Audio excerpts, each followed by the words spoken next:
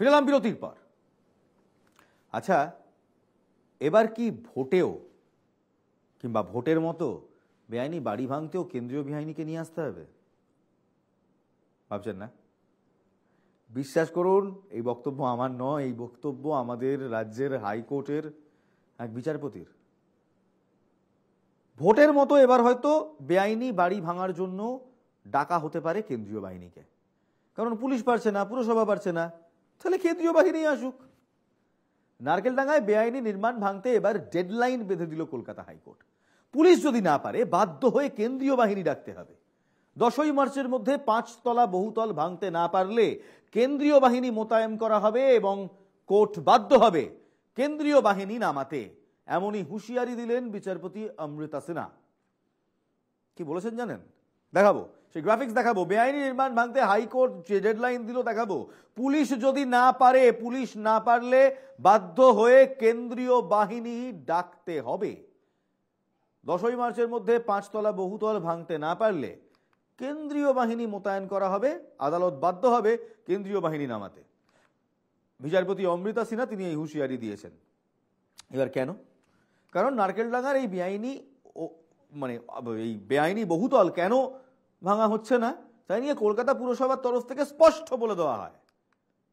তারা পুলিশের সাহায্য চেয়েছিল, পুলিশ কর্মীরা সেখানে উপস্থিত হয়েছিলেন, কিন্তু সেখানকার যারা বাসিন্দা, যারা আবাসিক, তারা বাধা দেন।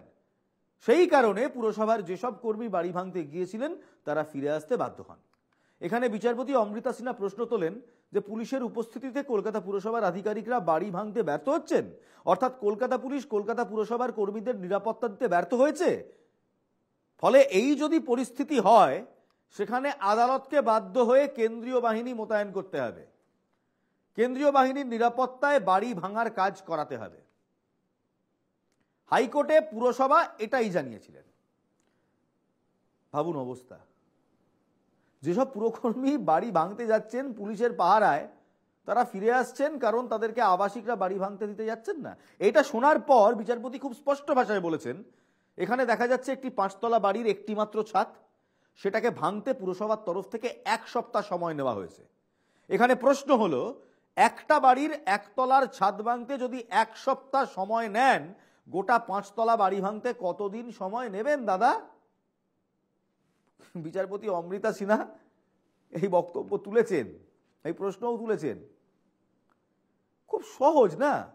পুলিশের উপস্থিতিতে কলকাতা পুরসভার আধিকারিকরা বাড়ি ভাঙতে ব্যর্থ হচ্ছে, কলকাতা পুলিশ কলকাতা পুরসভার কর্মীদের নিরাপত্তা দিতে ব্যর্থ হচ্ছে। এই যদি পরিস্থিতি হয়, সেখানে আদালতকে তাহলে বাধ্য হয়ে কেন্দ্রীয় বাহিনী মোতায়েন করতে হবে, কেন্দ্রীয় বাহিনীর নিরাপত্তায় বাড়ি ভাঙার কাজ করাতে হবে। স্পষ্টভাবে বলে দিয়েছে। শুধু এটাই বলেনি, পাশাপাশি বলেছেন যে 10ই মার্চ পর্যন্ত ডেডলাইন দেওয়া হচ্ছে। এই ডেডলাইন খোদ বিচারপতি বেঁধে দিচ্ছেন। বিচারপতির তরফে স্পষ্ট ভাষায় বলে দেওয়া হয়েছে, এই সময়ের মধ্যে কলকাতা পুরসভাকে বাড়ি ভেঙে ফেলতে হবে, পুলিশের তরফ থেকে যা সাহায্য দরকার তা নিতে হবে। সেটা যদি সম্ভব না হয়, আদালত বাধ্য হবে কেন্দ্রীয় বাহিনী মোতায়েন করতে। ভাবুন কাণ্ড। ভোটের মতো কি তাহলে এবার বেআইনি বাড়ি ভাঙার জন্য কেন্দ্রীয় বাহিনী আনতে হবে? মেয়র ফিরহাদ হাকিম সাহেবকে প্রশ্ন, স্যার এটা তো আপনার কেরিয়ার রেকর্ডে একটা ব্ল্যাক ব্লচ হয়ে যাবে। আজ পর্যন্ত আমার মনে হয় না কোনো পুরসভার, গোটা ভারতবর্ষের কোনো পুরসভার কোনো জায়গায় এমন কাণ্ড ঘটেছে যা নারকেলডাঙ্গায় ঘটছে। বাকিটা আপনি দেখুন স্যার, আপনি কলকাতার মেয়র, আপনি বুঝবেন, কিন্তু আমাদের ব্যাপারটা ভালো ঠেকছে না। ভালো ঠেকছে না একটাই কারণে, কারণ কলকাতা শহরে যদি কথায় কথায় basic law and order maintain করতে এবার যদি কেন্দ্রীয় বাহিনী দরকার হয়, তাহলে আমাদের রাজ্যের যে ফেডারেল স্ট্রাকচার, আমাদের দেশের যে ফেডারেল স্ট্রাকচার, সেটাই তো ভেঙে যাবে। আর সেটা দায় স্যার আপনার হবে। নিতে পারবেন তো ঘাড়ে দায়টা? বাড়ি বাড়ার দায় থেকে চলুন এবার যাই কলকাতাতে এই মুহূর্তে হবু শিক্ষকরা ঠিক কিভাবে দিন কাটাচ্ছেন সেটা দেখি। এই মুহূর্তে কলকাতায় হবু শিক্ষকরা কিভাবে দিন কাটাচ্ছেন জানেন? যোগ্য অযোগ্য ধাঁধা তো রয়েছে, সেই ধাঁধা আর সলভ হয় না। আর যারা হবু শিক্ষক, যারা বেকার এখনো, তারা মেলা করেছেন, বেকারদের মেলা। সল্টলেকের ইন্দিরা ভবনের সামনে এই মেলার আয়োজন করে বিক্ষোভ দেখাচ্ছেন 2022 সালের টেট উত্তীর্ণরা। কেউ চপ ভাজছেন, কেউ মশলা মুড়ি মাখছেন, কেউ পাঁপড়ের প্যাকেট নিয়ে হাজির হয়েছেন। হাসবেন না, হাসবেন না স্যার, হাসবেন না।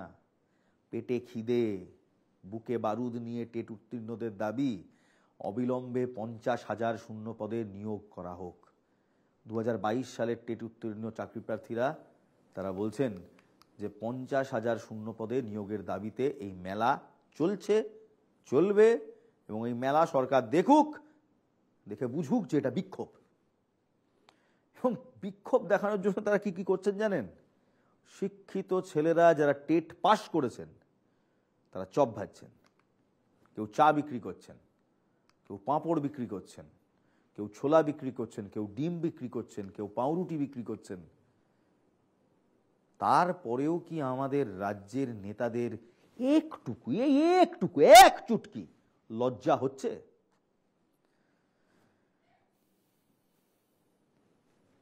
Are you ashamed, Madam Chief Minister?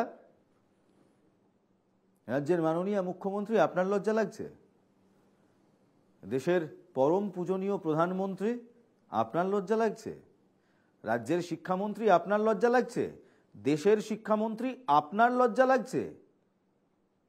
Flag নিয়ে হেঁটে যাওয়া Trinamool Congress, Bharatiya Janata Party, Communist Party of India, Marxist এবং বাকি যারা যারা রয়েছেন, Indian National Congress, Aam Aadmi Party, তাদের সমস্ত নেতাদের, সমস্ত সুপ্রিমোদের প্রশ্ন করছি, লজ্জা লাগছে রাজ্যের শিক্ষিত বেকারদের এই হাল দেখে?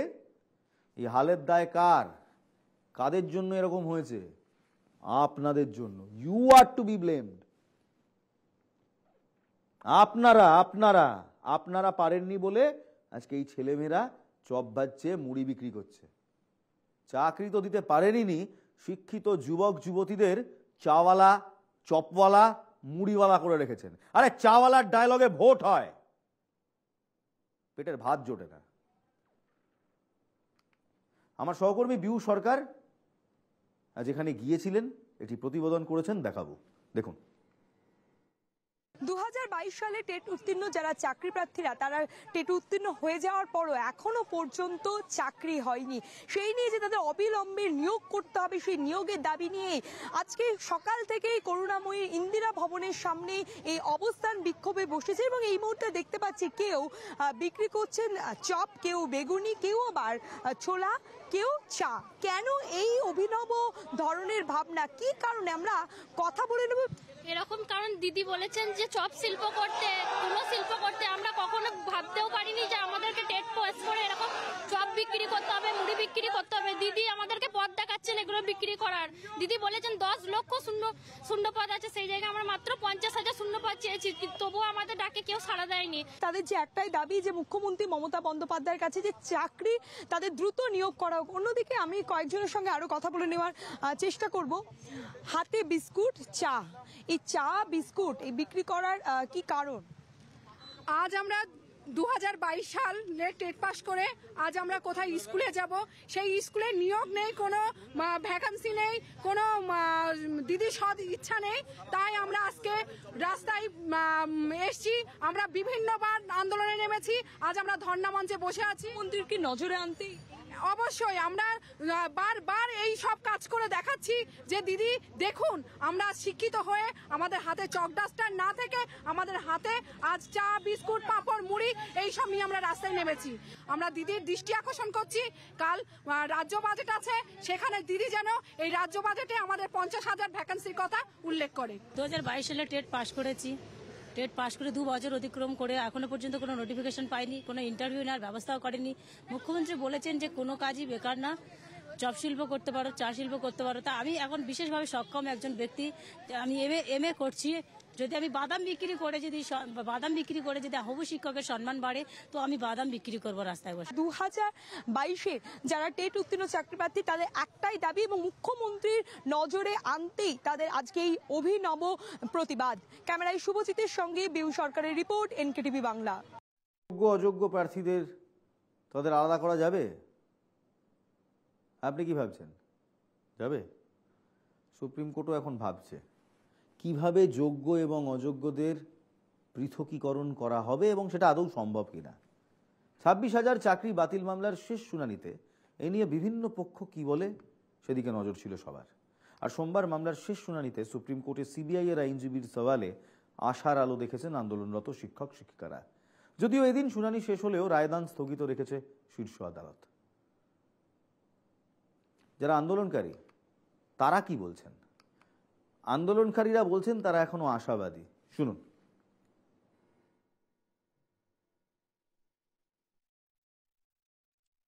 যেগুলো নিয়ে এতদিন অনেক ধোঁয়াশা ছিল, অনেক রকমের সমস্যা ছিল, কারণ এ বলছে যে আমার নয়, ও বলছে ব্ল্যাঙ্ক ওএমআর আমার নয়, সেগুলো আজকে অ্যাটলিস্ট প্রুফ হলো যে ওএমআর যার সেটা তার। অতএব সেই জায়গা থেকে আমরা বলতে পারি যে আমরা আজকে সত্যের জয়ের দিকেই যাচ্ছে এবং আমরা এখান থেকে একটা পজিটিভ রেজাল্ট পাবো। যোগ্য এবং অযোগ্য তালিকা যেটি এতদিন অলরেডি আগে প্রকাশ করে দেওয়া হয়েছিল, কিন্তু সেটিকে হাইকোর্টে সেটিকে বাতিল করা হয়েছে। কিন্তু এখন সেটিকে প্রকাশ করা যে সম্পূর্ণরূপে সম্ভব সেটি বলে দেওয়াও হয়েছে এবং আমরা আশাবাদী যে আমাদের সত্যের জয় হবে। তারা তো আশাবাদী। এসএসসি দুর্নীতি মামলায় রাজ্যের 26,000 জনের চাকরি বাতিল হয়েছে। এবার সেই মামলার আসল তথ্য জানা প্রায় অসম্ভব, এমনটাই মত প্রকাশ করছে দেশের সর্বোচ্চ আদালত। সোমবার মামলার শুনানি পর্বে ঠিক শেষ হওয়ার আগে এমনটাই জানান সুপ্রিম কোর্টের প্রধান বিচারপতি সঞ্জীব খান্না। এই অবস্থায় আদালত কি করতে পারে তা নিয়েও প্রশ্ন করছেন প্রধান বিচারপতি। সোমবার এই মামলায় বিভিন্ন পক্ষের বক্তব্য শুনে কোর্ট, তবে কারো বক্তব্যই নতুন কিছু আর উঠে আসেনি। এই 26,000-এর মধ্যে কারা যোগ্য কারা অযোগ্য কি করে জানবেন? বিকাশ রঞ্জন ভট্টাচার্য তিনি বলছেন রাজ্য সরকার শেষ পর্যন্ত স্বীকার করেছে দুর্নীতি হয়েছে। বিকাশবাবু, শতকোটি প্রণাম আপনাকে। আপনি নিশ্চয়ই এটা নিয়ে আগামী দিনে 26-এর সময় রাজনৈতিক ফায়দা তুলতে পারবেন। শুধু একটা জিনিস বলে দিন বিকাশবাবু, কারা যোগ্য কারা অযোগ্য সেই পার্থক্যটা আপনি স্যার কিভাবে করবেন? লাফিয়ে লাফিয়ে আপনি তো মামলাটা করেছিলেন, থ্যাংক ইউ, আপনি মামলা করেছেন বলে এত বড় দুর্নীতি সামনে এসছে। এবার বলে দিন যারা যোগ্য কারা অযোগ্য এটা কিভাবে ঠিক হবে, এবং বলে দিন যারা যোগ্য তারাও কি চাকরি হারাবে নাকি শুধু অযোগ্যরাই চাকরি হারাবে? কারণ এই প্রশ্নতে এসে এখন আমরা আটকে আছি। তার আগে বিকাশবাবু আজকে কি বললেন, রাজনীতি কতটা গরম করলেন শুনে নিন। রাজ্য সরকার শেষ পর্যন্ত স্বীকার করলেন যে দুর্নীতি হয়েছে, এটাই শেষ। রাজ্য সরকারের পক্ষ থেকে এখন দুর্নীতি স্বীকার করে নেওয়া হয় এবং সেই দুর্নীতির কারণেই তারা সুপারনিউমারি পোস্ট তৈরিও করেছেন, প্রকারান্তরে স্বীকার করে নিলেন। আর রইলটা কি? এবং কেউ কেউ বলছেন আমরা নন টেন্টেড, কেউ কেউ টেন্টেড। গায়ে লেখা আছে নাকি কি নন টেন্টেড আর টেন্টেড? গোটা প্রক্রিয়াটাই হচ্ছে দুর্নীতি থেকে তৈরি হয়েছে, যেটা আমরা সওয়াল করেছি আমাদের পক্ষ থেকে। আমরা 3 জন সওয়াল করেছিলাম, প্রত্যেকেরই এক বক্তব্য যে entire process was state sponsored scam. আজকে প্রকারান্তরে সেটা স্বীকৃতি পেল রাজ্য সরকারের উকিলের সওয়াল থেকে। জানেন বিচার ব্যবস্থা একটা কথা আছে, একজন ইনোসেন্ট কিংবা একজন ইনোসেন্টও যদি শাস্তি পায় সেটা বিচার ব্যবস্থার ফেলিয়ার। কোনো ইনোসেন্ট শাস্তি পাওয়া উচিত নয়। যে দোষী সে নিশ্চয়ই শাস্তি পাবে, কিন্তু যে নির্দোষ, একজন নির্দোষ যদি শাস্তি পায় ভুলভাবে, তাহলে সেটা বিচার ব্যবস্থার উপর একটা কালো প্লচ। সিবিআই এর পক্ষ থেকে জানানো হচ্ছে তারা চাইছে 26,000 চাকরি বাতিলের যে রায় ছিল সেই রায়ই বহাল থাকুক। অন্যদিকে স্কুল সার্ভিস কমিশন কিংবা এসএসসির তরফে জানানো হচ্ছে র্যাঙ্ক জাম্প এবং প্যানেল বহির্ভূত নিয়োগের তথ্য থাকলেও ওএমআর শিট কারচুপির তথ্য তাদের কাছে নেই। সরকার পক্ষের আইনজীবী প্রধান বিচারপতিকে জানান এতজন শিক্ষকের চাকরি বাতিল করা হলে রাজ্যের শিক্ষা ব্যবস্থা সম্পূর্ণভাবে ভেঙে পড়তে পারে। ঠিক তো? সুদীপ্তবাবু এই নিয়ে কি বলছেন? এসএলএসটি টিচার এবং এই এসএসসি কেস নিয়ে শুনবো। দেখুন, আমরা তো সত্যিকারের চেয়েছিলাম যে যাতে করে সরকার এবং এসএসসি একটা প্রকৃত লিস্ট নিয়ে আসুক, যাতে সেটাকে অ্যাকসেপ্ট করা যাক এবং যারা বঞ্চিত তারা চাকরিটা পাক। কিন্তু এখন যা পরিস্থিতি পুরোটা বাতিল করে যারা 2016 সালে পরীক্ষা দিয়েছিল এজ রিল্যাক্সেশন দিয়ে তাদেরই নতুন করে পরীক্ষা নেওয়া ছাড়া আর কোনো উপায় আপাতত আমাদের যে সাবমিশন আমরা এটাই করেছি, কারণ আর কোনো উপায় আমরা সোমবার ঠিক দুপুর 2টোয় শীর্ষ আদালতের প্রধান বিচারপতি খান্নার এজলাসে এই শুনানি শুরু হয়। প্রায় 2 ঘন্টা ধরে চলে এই শুনানি শেষে রায়দান স্থগিত রাখেন প্রধান বিচারপতি। সিবিআই সোমবার জানায় এসএসসির নিয়োগ প্রক্রিয়ায় ব্যাপক দুর্নীতি হয়েছে, এমনটাই মনে করছে তারা। 26,000 চাকরি বাতিল মামলায় হাইকোর্টের রায়কেই সমর্থন করেছে তদন্তকারী সংস্থা। সিবিআই এর আইনজীবী বলেন, নিয়োগ দুর্নীতির পরিমাণ ব্যাপক স্তরে হয়েছে, অনেকেরই সাদা খাতা জমা দিয়ে চাকরি হয়েছে। হাইকোর্টের রায় যথার্থ, ওই রায় বহাল রাখা হোক। সিবিআই এর আইনজীবী আরো বলেন, এসএসসির কাছে যে ডেটা ছিল তাতে কারসাজি হয়েছিল, আমাদের তদন্তে স্পষ্ট। পঙ্কজ বানসালের কাছে যে ডেটা রয়েছে তাতে কারসাজি হয়নি। পঙ্কজ বানসালের কাছ থেকে পাওয়া ডেটার ভিত্তিতে যোগ্য অযোগ্য পৃথকীকরণ সম্ভব বলে সিবিআই এর আইনজীবী সওয়াল করেন। তাহলে হলো না কেন? কেন এই মামলার কে যোগ্য কে অযোগ্য সেটা নিয়ে সমস্যা থাকবে? শামীম বাবু কি বলছেন? বিশিষ্ট উকিল শামীম বাবু তিনি কি বলছেন? তিনি বলছেন দ্রুততার সঙ্গে রায় পাওয়ার ব্যাপারে তিনি আশাবাদী। তাই শামীম বাবু শুনুন। আমাদের সাবমিশন আমরা রেখেছি, আজকে স্টেট সাবমিশন করেছে, এসএসসি সাবমিশন করেছে, বোর্ড সাবমিশন করেছে।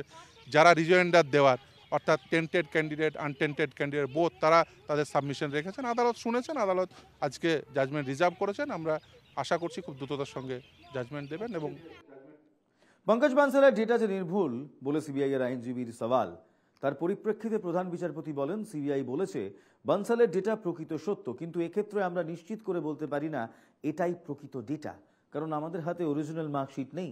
আমরা পঙ্কজ বানসালের ডেটাকেও সন্দেহ করছি। বিক্রমবাবু এ নিয়ে কি বলছেন বিশিষ্ট আইনজীবী, শুনবো।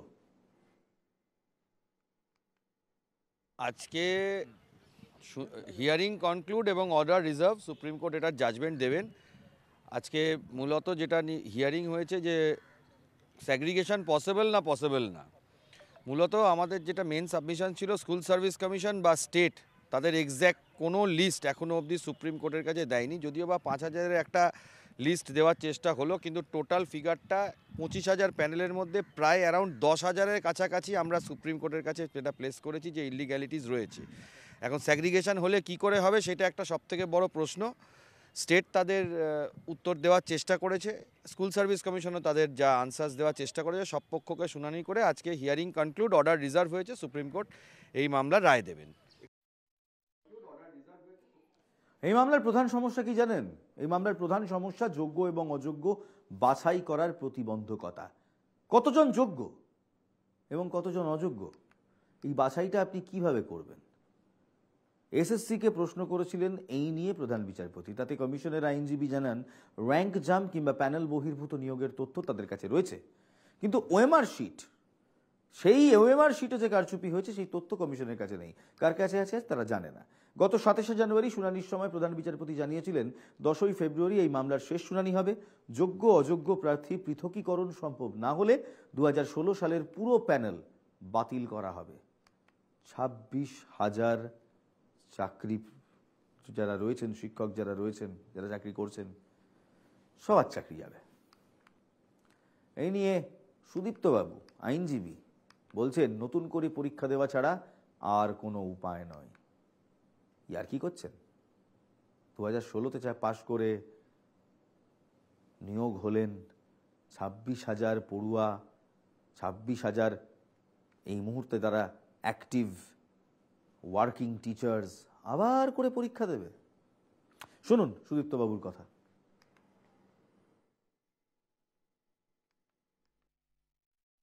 দেখুন, আমরা তো সত্যিকারের চেয়েছিলাম যে যাতে করে সরকার এবং এসএসসি একটা প্রকৃত লিস্ট নিয়ে আসুক, যাতে সেটাকে অ্যাকসেপ্ট করা যাক এবং যারা বঞ্চিত তারা চাকরিটা পাক।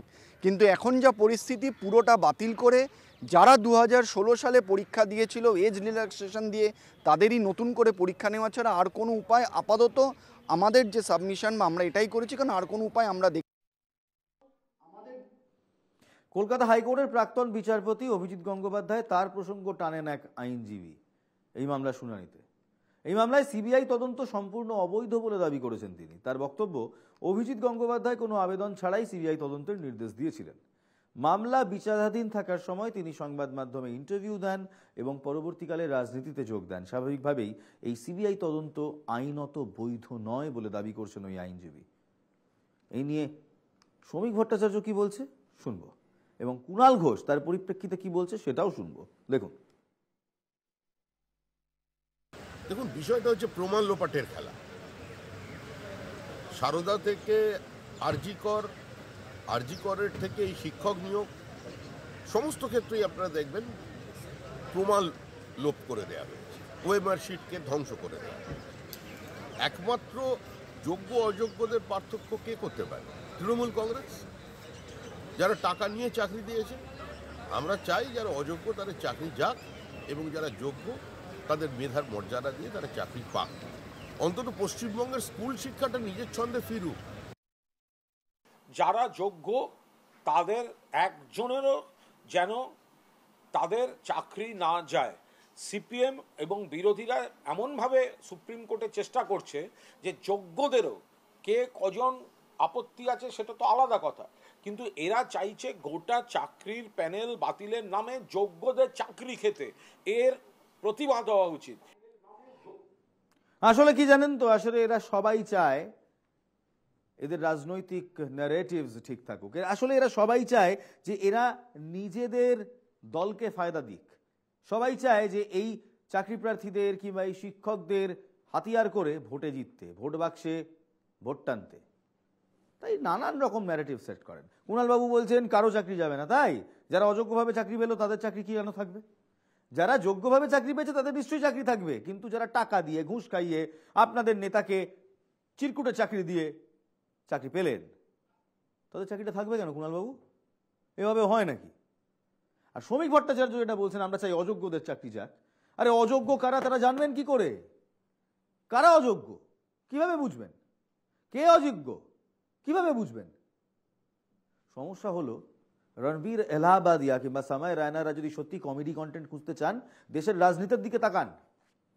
এত বছর কষ্ট করে 2016-তে পরীক্ষা দিয়ে চাকরি পেয়ে চাকরি করার পর কিছু যোগ্য শিক্ষকরা তারা মাথায় হাত দিয়ে বসে আছেন, বুঝতে পারছেন না তাদের চাকরিটা থাকবে কি থাকবে না। দোষ তাদের নয়, দোষ কিছু নেতা কিছু মন্ত্রীর যারা টাকা খেয়ে চাকরি দিয়েছিলেন তাদের দোষই নয়। তারা সুন্দরভাবে পড়াশোনা করলেন, পরিশ্রম করলেন, পরীক্ষা দিলেন, চাকরি পেলেন। এখন অন্য কারো দোষে তাদের চাকরি সংকটে। সেই নেতা মন্ত্রীর কি হচ্ছে? কিছু হচ্ছে না, কয়েকদিন জেল খাটলেন, তারপর বেরিয়ে আসবেন, জামিনে থাকবেন।